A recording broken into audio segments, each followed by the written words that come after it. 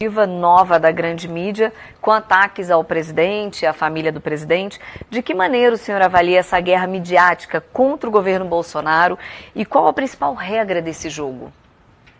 Há uma obsessão de parte da imprensa para derrubar o governo Bolsonaro. Isso é claro, é nítido, é só verificar como as matérias de jornais são parciais. Tem acontecido uma série de coisas boas no governo, não é o caso de enumerar aqui, mas muitas coisas boas têm acontecido. A equipe de ministros, e eu não quero me incluir nisso, mas a equipe de ministros em algumas áreas é excepcional, tem feito muita coisa e a imprensa faz questão de omitir. E faz questão de tentar, de todas as formas, provocar ou uma cisão ou um choque contra a população, de jogar a população contra o governo Bolsonaro, porque o Bolsonaro foi o único sujeito capaz de modificar o panorama político do país. O país estava entregue à esquerda, a uma teoria, a uma ideologia socialista que cada vez se alargava mais, né? Se tornava mais atuante, cada vez eles tinham menos adversários, e o Bolsonaro surgiu até do nada. Porque eu acompanhei a campanha do Bolsonaro desde que ele tinha 2% de possibilidade de voto. E ninguém acreditava que o Bolsonaro fosse ganhar. Então, eles torceram contra, trabalharam contra e não foram bem-sucedidos. Isso é uma grande frustração, porque eles sentiram que aquele indivíduo, que era o único capaz de mudar esse aspecto político, chegou ao poder. Então, eles agora têm que trabalhar para derrubar o governo Bolsonaro de qualquer maneira, porque ele se afastou completamente dos dogmas socialistas que estavam conduzindo a política brasileira.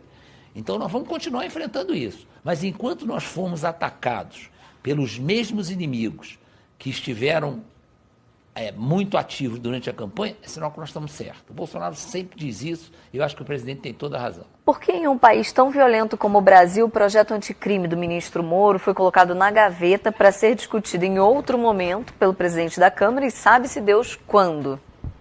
O ministro Moro defende desde o início que isso poderia ter acontecido em paralelo. Mas o pessoal do Poder Legislativo também desde o início defende que preferia tratar da reforma da Previdência, vai entrar logo em seguida a reforma tributária e adiar o projeto do ministro Moro.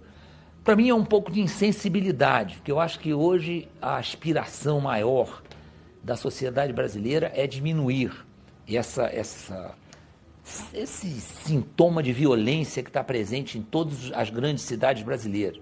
O Rio de Janeiro, que é a grande vitrine do Brasil, e hoje é um exemplo de cidade violenta, ela é a 23ª cidade em violência no Brasil. Então tem 22 cidades mais violentas que o Rio de Janeiro. Então é um problema sério, tem que ser tratado com urgência. Mas vamos admitir que as duas reformas, do ponto de vista econômico, são muito importantes.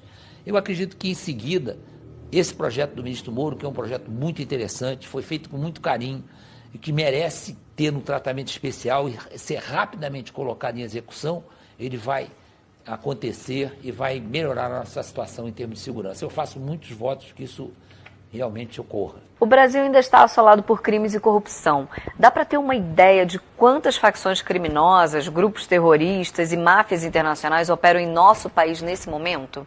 Existem muitos estudos de inteligência, seja da Polícia Federal, seja da própria BIM, seja da Polícia Rodoviária Federal, das polícias estaduais que têm contato com fronteira. Nós sabemos que hoje o grande problema do Brasil é o crime organizado.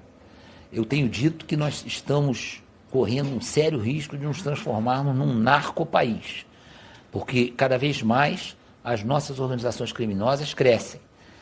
Agora, no início do governo Bolsonaro, houve uma redução significativa da criminalidade. Nós ainda não sabemos se isso é um fenômeno até por receio da reação dos órgãos de segurança ou se isso vai aumentar com o longo do tempo a nosso favor, quer dizer, vai diminuir a criminalidade a favor da população brasileira. O que nós temos certeza é o seguinte: as únicas empresas, e vou usar o termo porque não considero mais inapropriado, as únicas empresas que têm seguido os mais modernos manuais de gestão são as organizações criminosas. Elas hoje são organizações multinacionais se estenderam pela América do Sul em vários países. Elas têm um modelo de gestão muito eficiente, um recompletamento de recursos humanos fantástico, não tem vaga na equipe, qualquer vaga é imediatamente preenchida e preenchida por gente que já vem treinada. Ainda tem mais isso. Gente que treina fora do crime organizado, por orientação deles, e que é recrutada assim que tem necessidade. Recrutam menores para colocar os menores na linha de frente e imputarem a eles os crimes, porque eles são inimputáveis. Então, imputar a quem é inimputável é uma grande jogada, né? E, principalmente, tem comunicações e logística primorosas. Nunca falhou a comunicação deles. Eles conseguem falar de dentro do presídio. E, logisticamente, também nunca viu uma quadrilha se entregar por falta de munição ou falta de fuzil. Se escoram numa legislação, num modelo de repressão ao crime muito favorável a eles.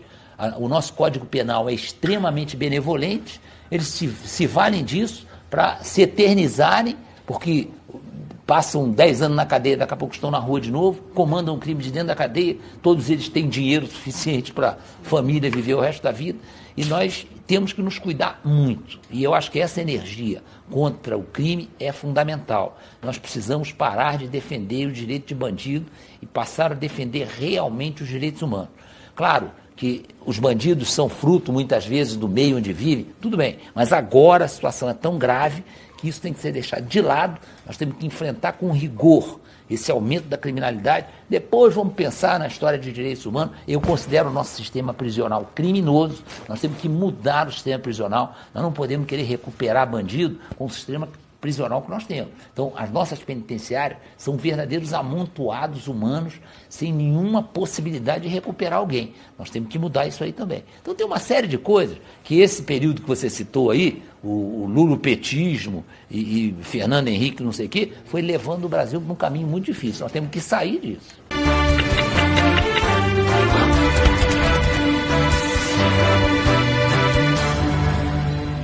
Numa escala de 0 a 10, qual o risco dessas facções tentarem matar o presidente ou algum de seus ministros? Há risco de surgir um novo Adélio? O risco existe, óbvio, porque, como eu disse, o Bolsonaro é o homem, é um alvo altamente compensador. Ele é um alvo compensador. Eu não considero os ministros alvos compensadores, porque é lógico que será lamentável se alguém for atingido, mas será substituído no dia seguinte, vai passar uma semana na imprensa, depois isso desaparece. Agora, o presidente da República, ele é um alvo altamente compensador, porque muda em 5 minutos a estrutura política do país se modifica completamente. Então, ele continua a ser um alvo compensador. Isso me preocupa, porque o risco existe.